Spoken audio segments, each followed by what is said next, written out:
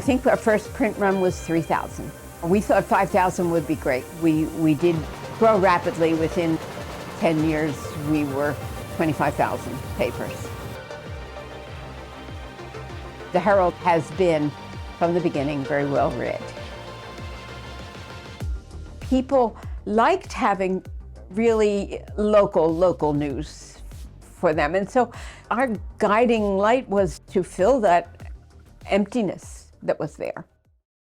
Well, I didn't plan on working for a newspaper. I just saw an ad in a local newspaper that was a few blocks away from home. And so I responded to the ad, and I got the job. I became the editor of the New Hope Gazette in 1991. When the Gazette was purchased, things became very difficult. And so I left and I said, I'm going to start a newspaper. I went to the president of the Pennsylvania News Media Association at the time, and I said, can I do it with $100,000? And he kind of paused, and then he said, and then he shook his head, yes. I hired a publisher, and Joe Sr. happened to be walking through the kitchen area when I was talking to him, and after the publisher left, Joe Sr. said, I don't like him, I'll be your publisher. And it was just like that. My initial reaction was, you're crazy. I couldn't believe that they were taking this on. And I think I said something to the effect, it's like, you're retired. God bless them. They decided to move forward. For me personally, one of the reasons why I wanted to join the Herald was the focus on community journalism. I love telling people's stories, and I love the idea of being able to connect members of the community to each other. We were different, and so people latched on to the idea that we were different. And weeklies have a way of entertaining that I think the dailies don't. One of the first things I learned is that you better get there on Thursday, because within 2 days they're gone. And if you miss it, you've missed learning about what's going on in the community. And I think one of the things I love about it is, where else do you find out what's going on with the Borough Council, what people are doing, what are the issues, presented in a very balanced way. You know, we need to see some good in the world and to see opportunities to get involved and make a difference. And the Herald is certainly a resource for that and helps to get that message out so people can see the good work that nonprofits, including ours at Heritage Conservancy, are doing and ways that they can help and be a part of that. The Herald has been really a great educator of our students in a variety of ways. A lot of our students have interned or worked at the Herald over the years. It establishes an opportunity for people to be aware of what's going on, to understand how their role in life fits into the greater picture of the community. And it gives us power. It gives us power. Power to do better, power to make changes, power to support, power to affect change for the better. 2020, we were expecting a good year. Sales were really good, and the pandemic struck. It was a disaster. We lost 70% of our sales, cancellations. For the first time, and this was really a new idea, the question was, do we make a direct appeal to our readers? And we did. It was sort of, let's try it and see if it works. You know, that paper went out on Thursday, March 19th.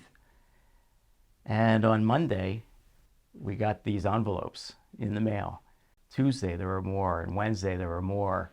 We would compete to see who would go get the mail first because we were getting so excited about the support we were getting. Do you know what it always reminded me of? It reminded me of that last scene in It's a Wonderful Life, when George and his family received these baskets from the community, and it felt just like that to me. One day I heard a knock and I went out, and there was a lady standing there, and she, masked up with gloves on, and she was really ready and prepared to stay safe. And I opened the door, and she took a step back, and I said, "Can I help you?" And she handed me a $1 bill and said, "This is all I have. I hope it helps." Keep up the fantastic work in helping us all be informed and united in spirit. Yeah, that was a lot of donations. It's been worth the effort. So. There's an advantage of being small, and that is that we were nimble and that we were able to quickly come to the table and take the steps we needed to form a nonprofit organization and to ask the community for support. When, we learned that they were going to a nonprofit status so that they could survive, I thought, yeah, sign me up. I will be happy to contribute to keep this paper going and this service. It really is a service. I became much more interested in what the Bucks County Herald represented to this community and its importance, even more so now today and into the future. It occurs to me that in an age of connectivity, we've never been so disconnected from one another. We just don't have the common experiences that we used to. And largely, I fault the internet for allowing us to so easily associate with the like-minded. But here's the Bucks County Herald, which gives us the local news, the local sports, the cultural information, and the pictures, and reminds us of that which unites us as a community. One of the things that I find most extraordinary about our story is that it happened here, in this place. There are 2,000 newsrooms around the country that have closed, but this community pulled together and didn't let this community go dark. And I think that's a really special part of our story and a really special part of living and working here. These are do or die times for news organizations across the country, and the Herald is taking important steps to remain viable. They've become a nonprofit, they're increasing the number of communities they cover, and they're broadening their digital presence.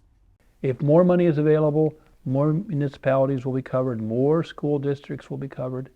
It takes time and money to send people to local meetings, and that's how the money is used. Local news everywhere is endangered. It's real. We've made it through the darkest times.